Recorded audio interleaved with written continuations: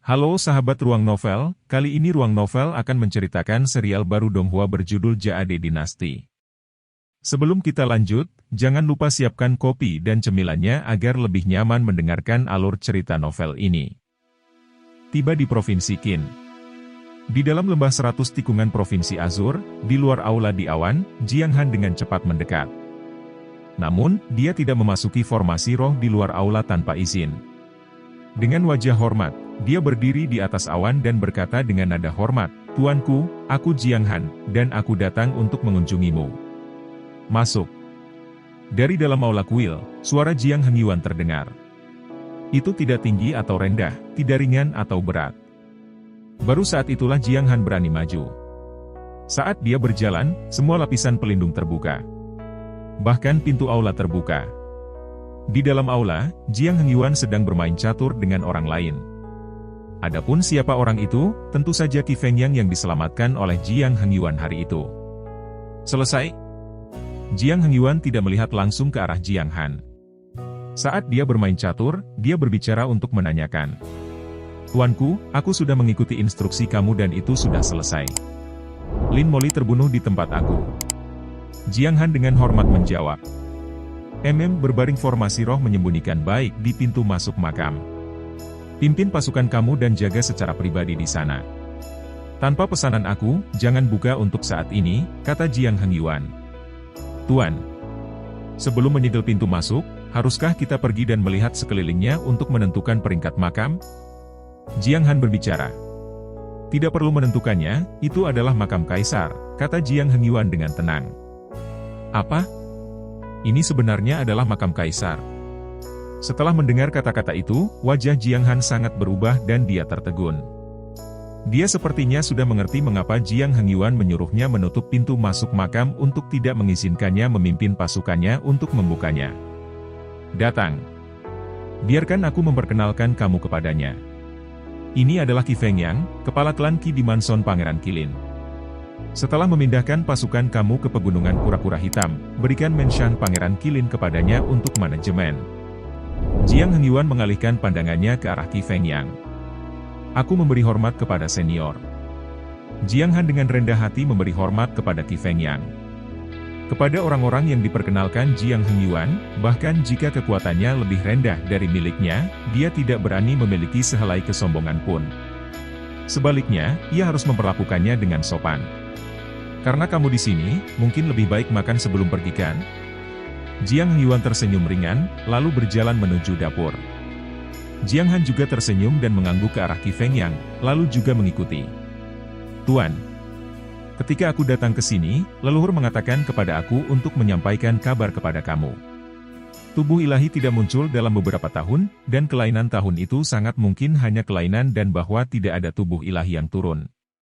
Jadi, dia berharap kamu dapat dengan cepat kembali ke dinasti setelah menyelesaikan masalah makam untuk membantu kaisar menangani masalah-masalah di dalam klan.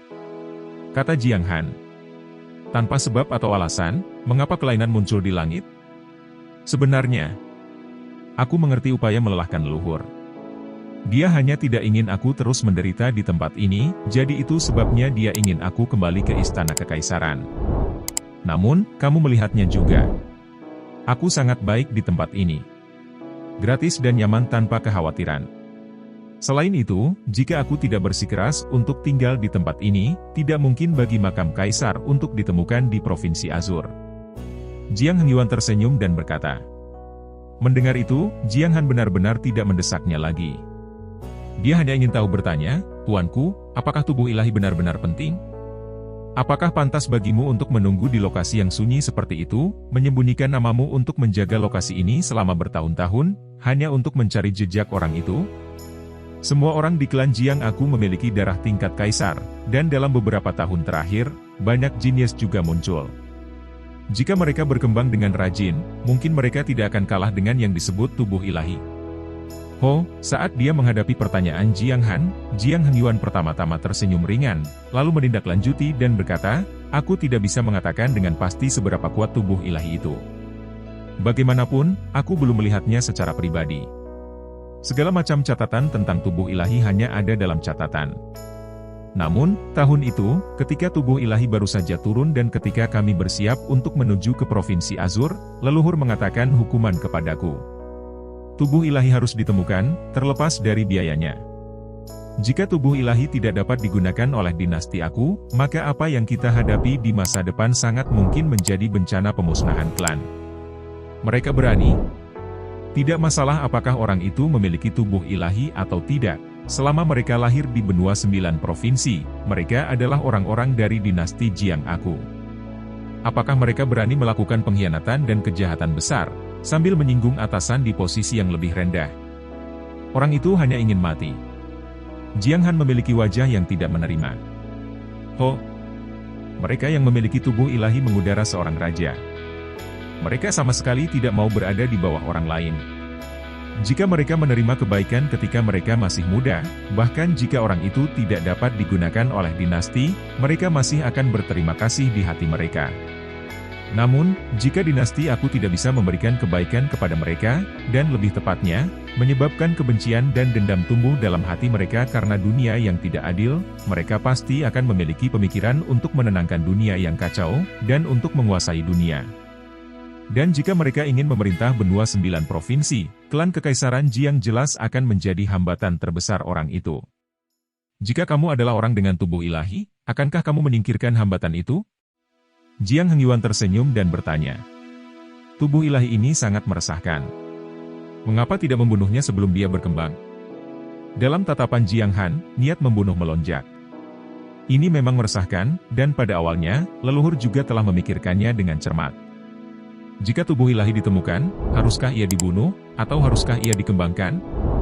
Namun, pada akhirnya, ia memilih untuk berkembang karena jika seorang jenius luar biasa muncul di depan kamu, siapa yang tahan membunuh bibit yang begitu bagus? Jiang Hengyuan dengan acuh tak acuh tersenyum, lalu menepuk bahu Jiang Han dan berkata, juga, jangan pernah meragukan kekuatan tubuh ilahi. Jika kamu benar-benar merasa bahwa tubuh ilahi lebih rendah daripada darah tingkat kaisar kami, mengapa tidak mengingat 9 cahaya ilahi berwarna tahun itu? Izinkan aku bertanya, di dalam klan kekaisaran, siapa yang memiliki kekuatan itu? Ini, setelah mendengar kata-kata Jiang Hengyuan, bahkan wajah Jiang Han berubah. Matanya yang awalnya ganas mulai berkedip dengan gelisah. Itu karena dia tidak akan pernah melupakan pemandangan yang mengejutkan surga malam itu. Aura kehancuran yang dipancarkan oleh 9 cahaya ilahi berwarna menelan seluruh benua. Aura itu, bahkan jika dia memikirkannya lagi saat ini, dia masih akan merasa takut. Saat itu, bahkan dia yang memiliki prestasi kultivasi bela diri khawatir apakah benua itu akan dihancurkan oleh 9 cahaya ilahi berwarna seperti itu atau tidak. Jadi, kemudian, sesuai instruksi Jiang Hengyuan, Jiang Han memindahkan pasukan dinasti klan Jiang ke kota kura-kura hitam dan ia secara pribadi menjaga pintu masuk ke makam kaisar. Adapun Qi Fengyang, ia kembali ke rumah Pangeran Qilin dan menjadi penguasa rumah Pangeran Qilin. Berita itu tidak diragukan lagi eksplosif. Pengkhianat yang hampir dipenggal di istana pangeran baru-baru ini menjadi penguasa rumah dengan sekejap.